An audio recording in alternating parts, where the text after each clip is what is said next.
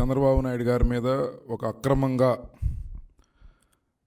పెట్టిన కేసులో ఆయనకి మధ్యంతర బెయిల్ రావటం, ప్రపంచవ్యాప్తంగా ఉన్న తెలుగువారందరూ కూడా వారి యొక్క మద్దతుని చంద్రబాబు నాయుడు గారికి తెలియజేయటమే కాకుండా ఆయన చేసే న్యాయ పోరాటానికి ప్రతి ఒక్కరూ మద్దతు తెలియజేస్తూ నిన్నంతా కూడా బ్రహ్మాండంగా ప్రపంచవ్యాప్తంగా ఉన్న తెలుగువారు అందరూ సంబరాల్లో మునిగిపోయారు. ఇలాంటి పరిస్థితిని ముందే ఊహించిన జగన్మోహన్ రెడ్డి గారు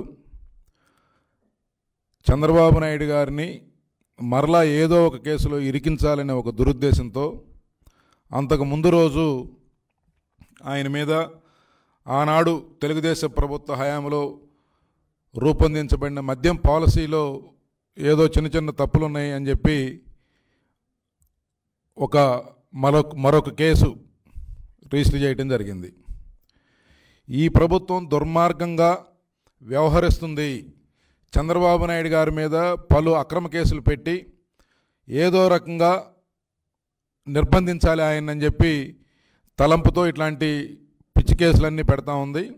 దానికి ఉదాహరణగా గతంలో ఒక 4-5 కేసులు పెట్టారు. దాంతోపాటు నిన్న బెయిల్ వస్తుందేమోననే ఒక ఊహతో ముందుగానే మరో కేసు వారి మీద బనాయించడం జరిగింది. ఈ కేసు పూర్వపరాలు చూస్తే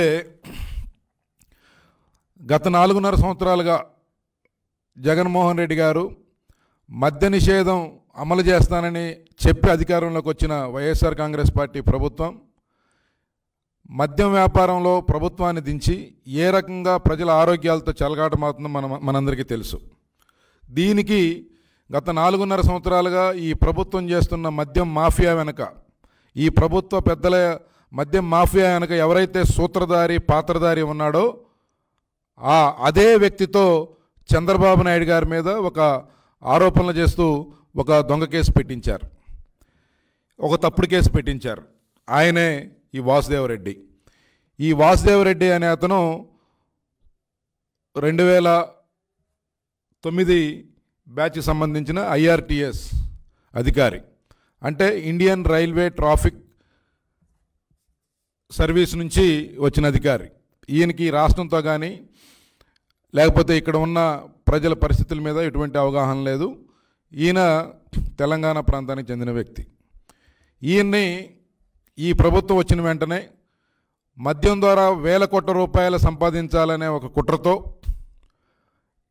ఈ అధికారిని ఇక్కడ తీసుకురావటం, ఈయనకి అన్ని బాధ్యతలు APPCL MDగా అలాగే డిస్టిలరీస్ కార్పొరేషన్కి చైర్మన్గా ఈయన పెట్టి మొత్తం కూడా ఒక కుట్రపూరితంగా వ్యవహారం నడిపిస్తూ ఉన్నారు. ఈరోజు రాష్ట్రంలో దాదాపు 40 లక్షల మంది అనారోగ్య పాలు కావడానికి, అలాగే దాదాపు 30,000 మందికి పైగా ప్రాణాలు కోల్పోవడానికి కారణమైన జగన్మోహన్ రెడ్డి గారు చంద్రబాబు నాయుడు గారి మీద ఆరోపణలు చేయటం, ఈ దొంగ కేసులు పెట్టించడం అనేది దుర్మార్గం. ఈ 4.5 సంవత్సరాల్లో రాష్ట్రంలో ఉండే పేదల రక్త మాంసాలని పీల్చి పిప్పి చేస్తూ ఈ మద్యం విధానం ద్వారా ఈరోజు దాదాపు 1,00,000 కోట్లకు పైగా తాడేపల్లి ప్యాలెస్కి ఆదాయం వచ్చింది. ప్రభుత్వానికి రావాల్సిన ఆదాయం పెరగకపోగా వీళ్ళ ఆదాయం మాత్రం పెరిగింది. దీనికి సూత్రధారి అయిన ఈ అధికారితో ఈరోజు వాళ్ళ చెప్పు చేతుల్లో ఉన్న అధికారితో మరొక కేసు పెట్టడం అనేది చాలా దుర్మార్గం. దీని వెనక కుట్రని ప్రజలు గమనించాలని చెప్పి కోరుతా ఉన్నాం. ఏదైతే వీళ్ళు ఆరోపణలు చేశారో గతంలో, అసలుకి ఈ అధికారి ఈయన APPCL కార్పొరేషన్కి MDగా ఉన్న అధికారి గత ప్రభుత్వం యొక్క మద్యం పాలసీ మీద, గత ప్రభుత్వంలో పాలసీలో తీసుకున్న నిర్ణయాల మీద ఈయన ఇప్పుడు కంప్లైంట్ చేయడం అనేది అందరూ బయట నవ్వుకుంటున్నారు. ఎందుకంటే ఈయనకన్నా ఆ రోజు ప్రిన్సిపల్ సెక్రటరీగా ఉన్న అజయ్ కలాం రెడ్డి గారు, అలాగే ఇతర అధికారులు, అలాగే ఆ రోజు ముఖ్యమంత్రి మంత్రుల మీద ఒక కింద స్థాయి అధికారి ఆ పాలసీని సమీక్ష చేయటం, ఆ పాలసీ మీద తప్పుడు ఆరోపణలు చేస్తూ కేసు పెట్టడం అనేది దుర్మార్గం అని చెప్పి ఈ సందర్భంగా తెలియజేస్తా ఉన్నా. ఈ ప్రభుత్వం యొక్క కుట్ర, మోసపూరిత వైఖరి ఏదో రకంగా బురద జల్లాలనే ఒక ప్రయత్నం స్పష్టంగా కనిపిస్తూ ఉంది. కాబట్టి దీంట్లో వీళ్ళు ప్రధానంగా చేసిన ఆరోపణలు ఏదైతే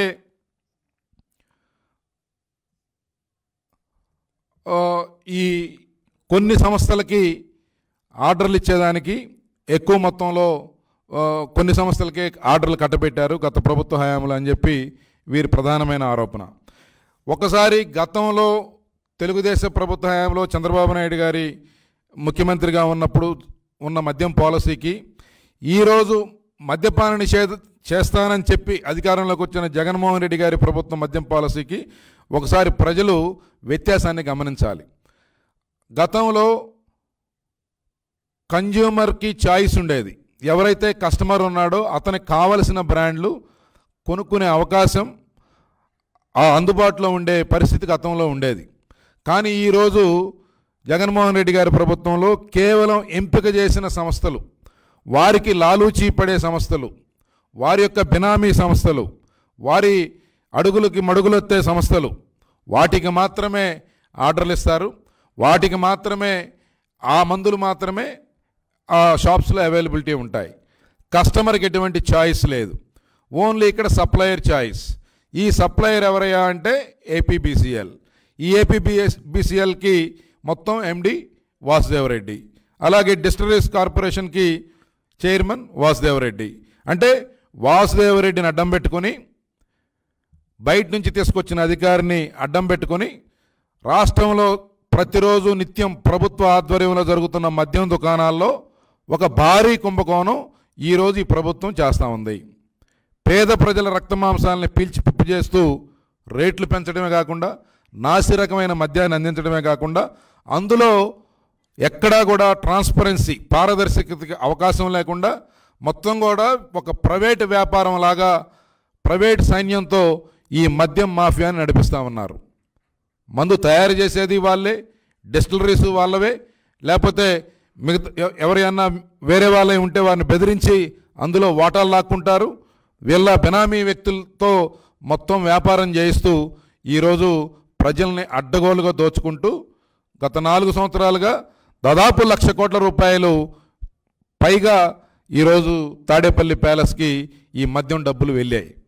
దానికి మేము గతంలో కూడా చాలాసార్లు ఈ అధికారి మీద, ఈ ప్రభుత్వం చేస్తున్న మద్యం వ్యవహారం మీద చాలాసార్లు మేము ప్రజలకు వివరించడం జరిగింది. వివిధ ఫోరంలో, అసెంబ్లీలో కూడా వీరి మీద మాట్లాడటం జరిగింది. కానీ అవేమీ పట్టించుకోకుండా కేవలం చంద్రబాబు నాయుడు గారి మీద, ఆనాటి ప్రభుత్వం మీద ఒక కుట్రపూరితంగా ఈ వాసుదేవరెడ్డిని ఒక పావులాగా వాడుకుంటూ ఆరోపణలు చేయటమే కాకుండా కేసు నమోదు చేయాలనే ప్రయత్నం చాలా దుర్మార్గం అని చెప్పి ఈ సందర్భంగా తెలియజేస్తా ఉన్నాను.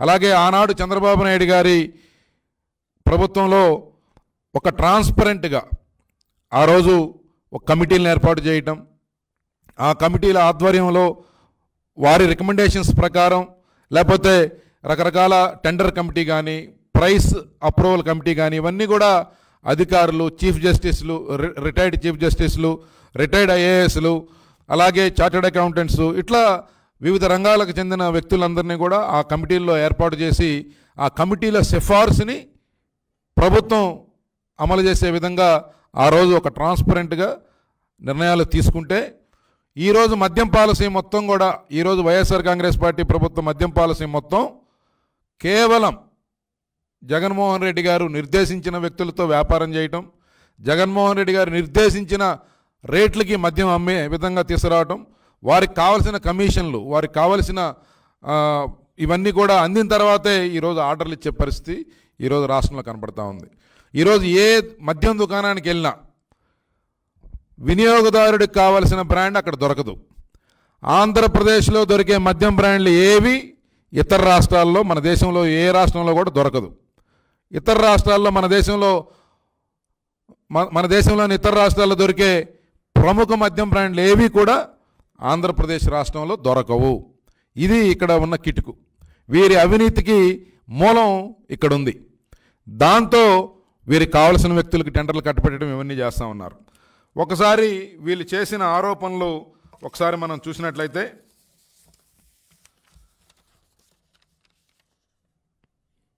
ఈ ప్రివిలేజ్ ఫీ ఏదైతే ఉందో దాన్ని రద్దు చేశారు అనేది ఒక ఆరోపణ. వాస్తవంగా గత ప్రభుత్వం ఒక విధానం తీసుకునేటప్పుడు ఉన్నతాధికారులు, ఆ రోజు అధికారులుగా ఉన్న అజయ్ కలాం రెడ్డి గారు, అలాగే ఇతర వ్యక్తులు, వీళ్ళందరూ కూడా వారందరి యొక్క రికమెండేషన్స్తో తీసుకునేవారు. అందులో భాగంగా ఆనాడు ఉన్న పరిస్థితుల దృష్ట్యా వీటి వలన ఈ ప్రివిలేజ్ ఫీ ఏదైతే ఉందో 8% ప్లస్ వ్యాట్, దీన్ని ఈ 6 టైమ్స్ యాన్యువల్ లైసెన్స్ ఫీ కన్నా ఎక్కువగా A4 కేటగిరీ షాప్స్లో కనుక అమ్మినట్లయితే దాని ద్వారా కొంత వారికి కొంత అడ్వాంటేజ్ ఉండేది. దీన్ని 2015-17 సందర్భాల్లో 6 నుంచి 10 టైమ్స్ పెంచాలి. తద్వారా ఈక్వాలిటీ, ఎందుకంటే ఒక వస్తువుని వేరువేరు రేట్లతో కొనటం వలన ఈ అసమానతలు వస్తూ ఉన్నాయి.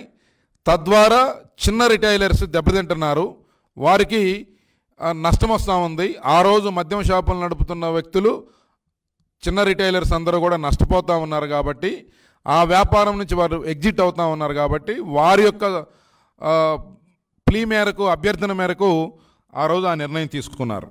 కానీ అప్పుడే ఈ షాప్స్కి అప్లికేషన్ ఫీ కింద 2 లక్షల రూపాయలు ఆనాటి ప్రభుత్వం విధించడం ద్వారా దాదాపు 1800 కోట్ల రూపాయలు ఒక్క సంవత్సరానికే ఆదాయం వచ్చేది. అలాగే అడిషనల్ ఎక్సైజ్ ట్యాక్స్ని 36% విధించడం ద్వారా చాలా అదనపు ఆదాయం ప్రభుత్వానికి వచ్చేది.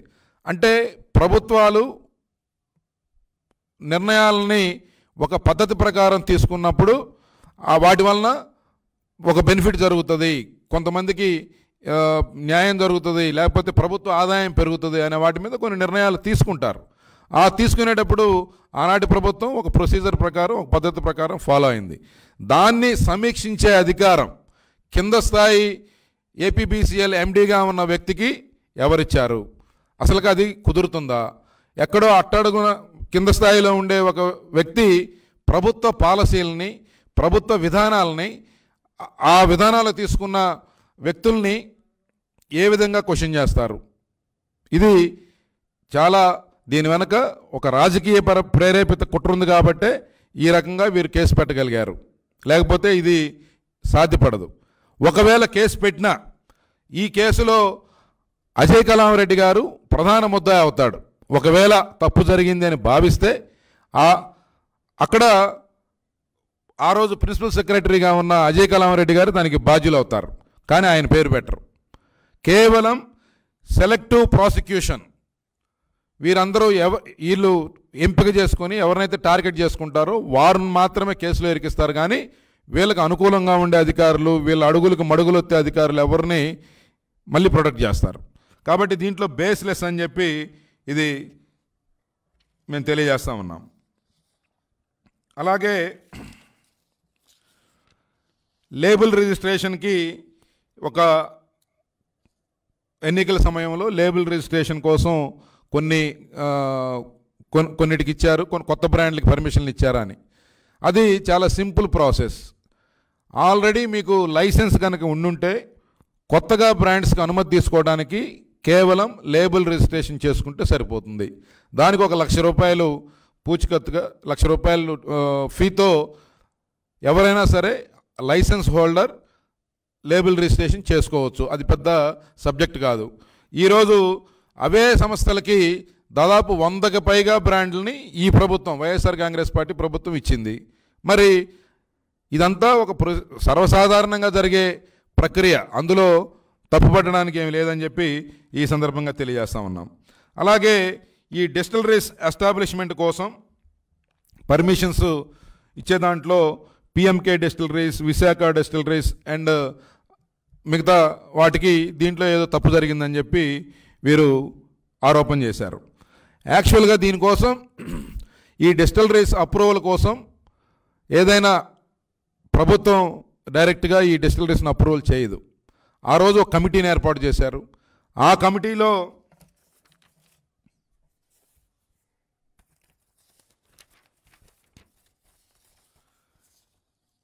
ప్రతిదానికి ఒక కమిటీ ఉండేది. టెండర్ కమిటీ, లేకపోతే ఈ పర్మిషన్స్కి అప్రూవల్కి ఒక కమిటీ, ఇవన్నీ కూడా ఉండేవి.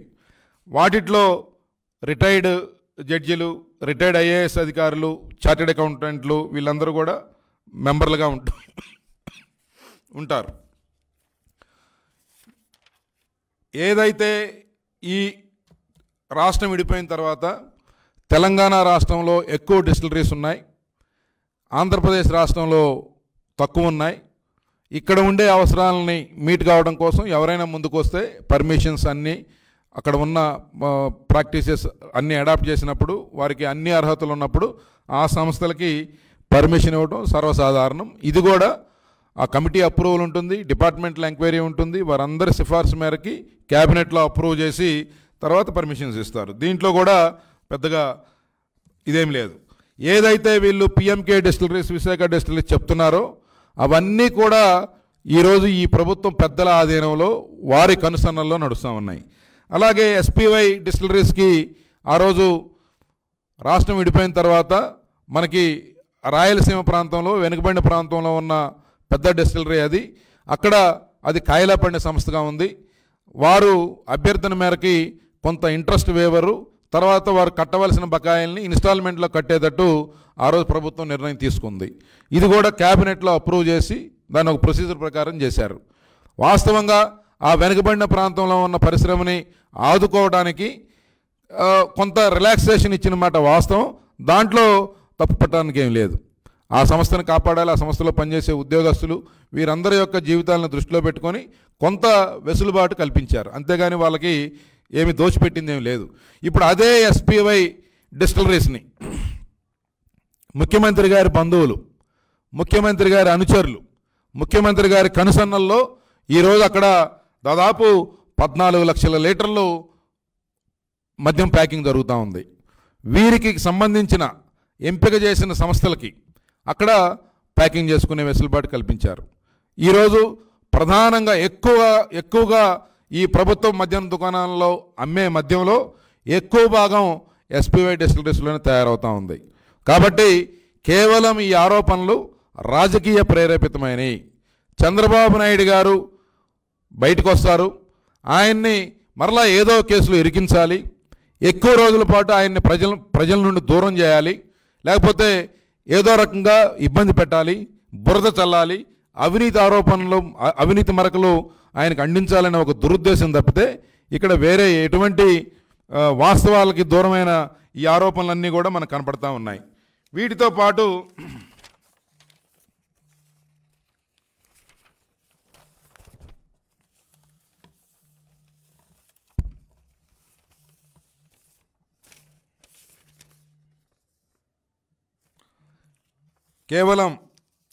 కేవలం రాజకీయ కక్షతో ఒక బేస్లెస్ ఆరోపణలు చేస్తూ ఈరోజు వీరు తీసుకున్న ఈ ఏదైతే కుట్రపూరితంగా ఈ కేసు పెట్టారో ఇది కంప్లీట్గా మేము ఖండిస్తున్నాం. వాస్తవంగా ఈరోజు ఆంధ్రప్రదేశ్ రాష్ట్రంలో జరుగుతున్న మద్యం మాఫియా వెనుక ఉన్న వాస్తవాలను బయటపెట్టడానికి తెలుగుదేశం పార్టీ ఎప్పటి నుంచో పోరాడుతూ ఉంది. వైఎస్ఆర్ కాంగ్రెస్ పార్టీ ప్రభుత్వం మద్యపాన నిషేధం చేస్తానని అధికారంలోకి వచ్చింది. దాన్ని తూట్లు పొడుస్తూ ఈరోజు మద్యంతో వ్యాపారం చేస్తూ రాష్ట్ర ఆదాయాన్ని గండి కొడుతూ డబ్బులు సంపాదిస్తూ ఉంది. దీని మీద మేము గతంలో చాలాసార్లు వివిధ స్థాయిలో ఎంక్వైరీలు అడగడం జరిగింది. ఈరోజు ఈ 52 నెలల వైఎస్ఆర్ కాంగ్రెస్ పార్టీ పరిపాలనలో దాదాపు 35-40 లక్షల మంది అనారోగ్య బారిన పడ్డారు. దాదాపు 30,000 మందికి పైగా ఈ మద్యం బారిన పడి, ఈ యొక్క కల్తీ మద్యం బారిన పడి ప్రాణాలు కోల్పోయారు. వేలాది కుటుంబాలు రోడ్డున పడ్డాయి. ఈ మద్యం పూర్తిగా క్వాలిటీ లేకుండా ఉండటం వలన చాలా దుష్పరిణామాలు జరుగుతూ ఉన్నాయి. వీటన్నిటి మీద 2019 నుంచి ఇప్పటి వరకు జరిగిన మద్యం పాలసీ మీద, మద్యం అమ్మకాల మీద, వీటన్నిటి మీద సమగ్రంగా సిబిఐ ఎంక్వైరీ వేయాలి. ఈ ప్రభుత్వం చిత్తశుద్ధి ఉంటే, ఈ ప్రభుత్వానికి ఏదైనా సరే నిజాయితీ నిరూపించుకోవాలనే దమ్ము ధైర్యం ఉంటే సిబిఐ ఎంక్వైరీ ప్రభుత్వం కోరాలి. మేము అడిగితే సిబిఐ ఎంక్వైరీ వేయరు. ప్రభుత్వం యొక్క నిజాయితీని నిరూపించుకోవాలి. ఈ 4.5 సంవత్సరాలకు మేమేం తప్పు చేయలేదని చెప్పి మీరు భావించి ప్రజలకు వివరణ ఇవ్వాలనుకుంటే దీని మీద మీరు సిబిఐ ఎంక్వైరీ కోరాలని చెప్పి ప్రభుత్వాన్ని డిమాండ్ చేస్తూ ఉన్నాం. ఇదే వాసుదేవరెడ్డి ఏదైతే గత ప్రభుత్వం మీద తప్పుడు ఆరోపణలతో ఒక కేసు రిజిస్టర్ చేశారో, ఇతను వచ్చిన దగ్గర నుంచి జరిగిన ప్రతి లావాదేవీ మీద కూడా మేము దర్యాప్తును కోరుతా ఉన్నాం. ఇతన్ని అడ్డం పెట్టుకొని వేల కోట్ల రూపాయలు, 1,00,000 కోట్లకు పైగా ఈ ప్రభుత్వ పెద్దలు సంపాదించారు. అవన్నీ కూడా పూర్తిగా రికవరీ చేయాలి. అది ప్రజల రక్తమాంసాలని పీల్చి పిప్పి చేసి కలెక్ట్ చేసిన డబ్బు. ఈరోజు ప్రతి విధానం కూడా లోపభూయిష్టం. ఈరోజు ఆంధ్రప్రదేశ్లో ఏ మద్యం షాపులో కూడా డిజిటల్ పేమెంట్లు యాక్సెప్ట్ చేయరు. ఈవెన్ కూరగాయలు కొట్టుకెళ్ళినా సరే గూగుల్ పేనో లేకపోతే ఫోన్పేనో తీసుకుంటారు. కానీ ఆంధ్రప్రదేశ్లో ప్రభుత్వ మద్యం దుకాణాల్లో ఎక్కడా కూడా డిజిటల్ పేమెంట్ చేయరు. అక్కడ 1,00,000 రూపాయలు అమ్మకం జరిగితే 10,000 రూపాయలు కూడా బిల్స్ ప్రొడ్యూస్ చేయరు. ఈరోజు చిన్న దుకాణానికి వెళ్ళినా కూడా మనం ఒక పేపర్ కొన్నా పెన్ను కొన్నా కూడా బిల్లు ఇస్తారు. కానీ ఇక్కడ రోజుకి ఇన్ని వేల కోట్ల రూపాయల వ్యాపారం జరిగే ఈ మద్యం దుకాణాల్లో ఎక్కడా కూడా బిల్లు ఇవ్వరు. ఇది మొత్తం కూడా ఊరికొక బెల్ట్ షాప్ గతంలో 1-2 ఉంటే వాటిని ఉక్కుపాదంతో అణిసివేయడానికి రకరకాల ప్రయత్నాలు గత ప్రభుత్వాలు చేశాయి.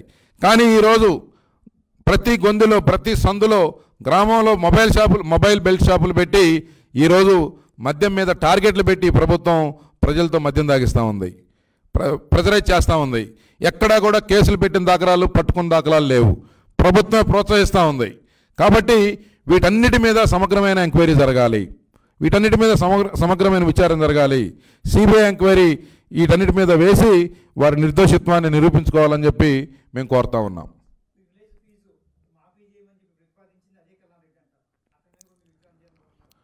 వాస్తవంగా ఈ ప్రివిలేజ్ ఫీజు ఏదైతే ఉందో దీన్ని రద్దు చేయడానికి ఆ రోజున్న పరిస్థితులు చూస్తే ఆ రోజు ప్రభుత్వాలు నిర్ణయాలు తీసుకున్నప్పుడు దీన్ని రికమెండ్ చేసింది కూడా ఆ రోజు ప్రిన్సిపల్ సెక్రటరీగా పనిచేస్తున్న అజయ్ కలాం రెడ్డి గారు.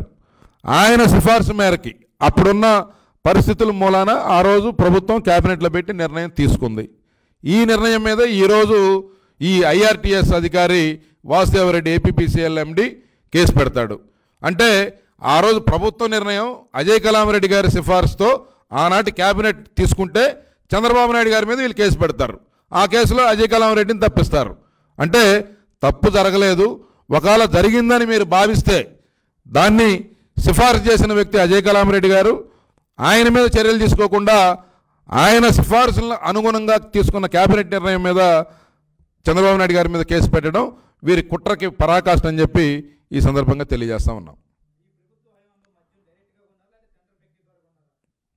ఆ రోజు ప్రభుత్వం ఏపీపీసీఎల్ ద్వారా ఎంపిక చేసిన రకరకాల సంస్థల దగ్గర నుంచి ఒక పాలసీ ద్వారా మద్యం కొనేవాళ్ళు. దానికి ఒక టెండర్ ప్రక్రియ ఉండేది, టెండర్ కమిటీ ఉండేది. ఆ టెండర్ కమిటీలో సభ్యులుగా ఆనాడు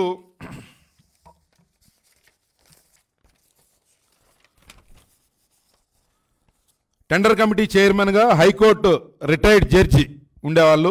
దీంట్లో ఆ రోజు జస్టిస్ రామానుజం గారు, అలాగే రిటైర్డ్ ఐఏఎస్ అధికారి బాలసుబ్రహ్మణ్యం గారు, ఆ రోజు చార్టెడ్ అకౌంటెంట్గా ఉన్న ఆంజనేయులు గారు, వీరందరూ కూడా ఆ టెండర్ కమిటీ సభ్యులుగా ఉండేవాళ్ళు.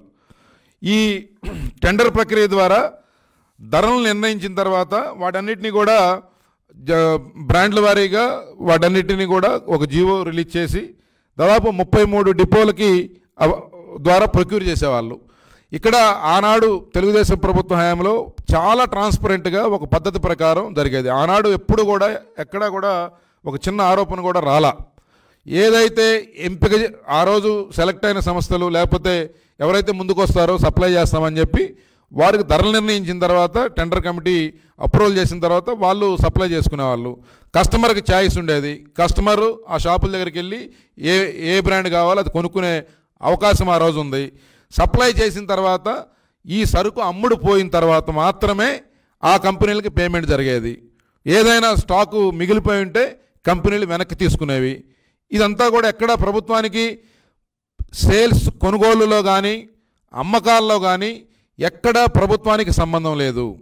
కేవలం కన్జ్యూమర్ చాయిస్ ప్రకారం, ఆ వినియోగదారుడు కోరిక ప్రకారం అతనికి ఇష్టమైన బ్రాండ్లన్నీ కూడా అందుబాటులో పెట్టడం వరకే ఆ రోజు ఏపీబీసీఎల్ బాధ్యత. ఆ రోజు ప్రభుత్వం వాటన్నిటిని కూడా పద్ధతి ప్రకారం టెండర్ కమిటీ ఆధ్వర్యంలో నిర్వహించింది. కానీ ఈరోజు ఎంపిక చేసేది వాళ్ళే. వారికి కావాల్సిన సంస్థలకు మాత్రమే ఆర్డర్లు ఇస్తారు.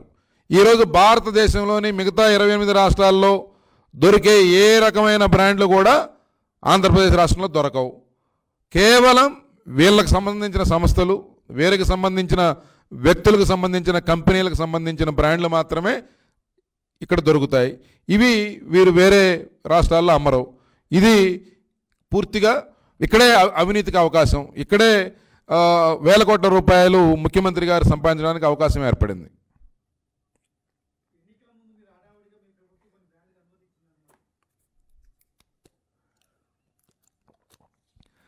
వాస్తవంగా ఆల్రెడీ మీకు లైసెన్స్ ఉన్నట్లయితే కొత్తగా ఏదైనా ఒక బ్రాండ్ని మీరు మార్కెట్లోకి తీసుకెళ్ళాలనుకున్నప్పుడు ఆ రోజున్న పరిస్థితుల్లో ఎవరైనా సరే అప్లై చేసుకోవచ్చు. దానికి ప్రభుత్వానికి సంబంధం లేదు. మీరు ₹1,00,000 ఫీజు కడితే మీ లేబుల్ రిజిస్ట్రేషన్ కనుక చేసుకున్నట్లయితే ఆ బ్రాండ్ని మార్కెట్లోకి రిలీజ్ చేయొచ్చు. అది ఒక నిరంతరం జరిగేదే. ఈరోజు వైఎస్ఆర్ కాంగ్రెస్ పార్టీ అధికారంలోకి వచ్చిన తర్వాత 108 కొత్త బ్రాండ్లకి పర్మిషన్స్ ఇచ్చారు. మరి వాటిని ఏమంటారు అంటే, నార్మల్గా జరిగే ఒక ట్రాన్స్పరెంట్గా జరిగే పద్ధతిలో కూడా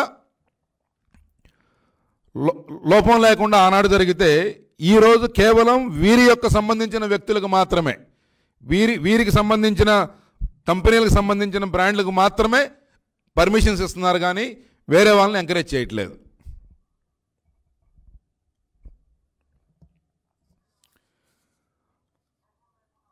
ఈ సందర్భంగా మేము ఒకటే కోరుతా ఉన్నాం. లక్షల కోట్ల రూపాయల అవినీతి కుంభకోణం ఆంధ్రప్రదేశ్ మద్యం మాఫియాలో జరుగుతూ ఉంది.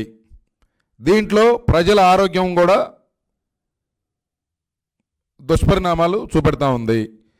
ఇక్కడ వేల కోట్ల రూపాయలు చేతులు మారుతూ ఉన్నాయి. దీని వెనుక పూర్తిగా లోపభూయిష్టం. ఈ అన్ని ప్రక్రియల మీద